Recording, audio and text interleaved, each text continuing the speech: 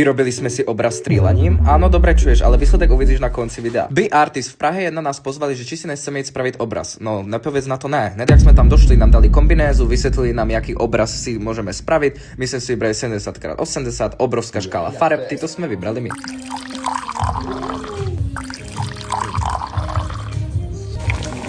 Ja vám vyprávam, že tam bylo všetko vyrátané na kvapku.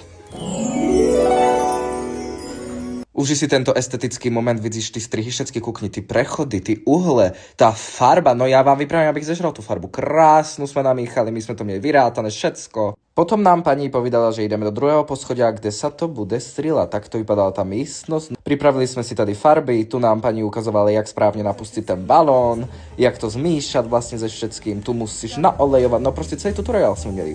A bum. No a teraz idem na šťartu ja. Áno, museli sme to robiť dva, lebo jeden to nedokázal. Bohužiaľ, tu sa to snažím a prvý balón vyšiel. OK, asi ťa nechám teda. OK, dobre. Ďalší balón. Ja už neviem, co to vypravil. Tady sme si vlastne tie balóniky zavesili a išli sme na to. Mali sme si urobiť 6 balónov, urobili sme 7, lebo nevieme matiku.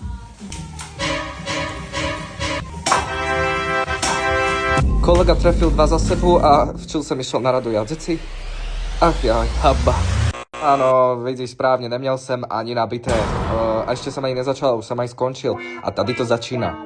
Tu sa nám prestalo dariť. Zeci, ja nevím, čím to bylo, ale nejšlo to ani za hovno. Tady som sa asi strašne cítil ako v boji. Videl to z tú ruku, co som urobil? A myslíš, že to pomohlo? Ani hovno. Áno, zas a raz. A proste furt sme pokračovali a ani hovno. Ani jedno. Proste kriví sme, áno, môžete sa nám smieť. Bohužel, nejšlo to.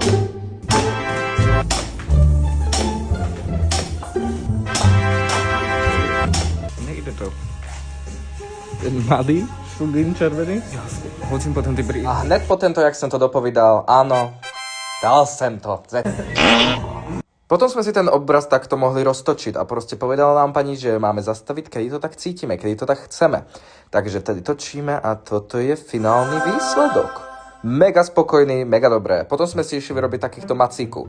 Zase sme si vybrali tie isté farby, šedá, černá, červená a bílá. Tady si pripravujeme tie farby do kelímku. Úprimne som čakal, že tá polevací časť bude akože velice terapeutická. Byl to presný opak. Mne sa trásli ruky, ja som bol sústredzený jak nikdy predtým. To bolo veľmi stresová situácia.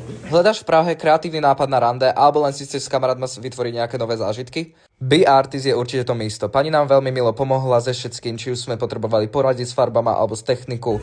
No, super miesto.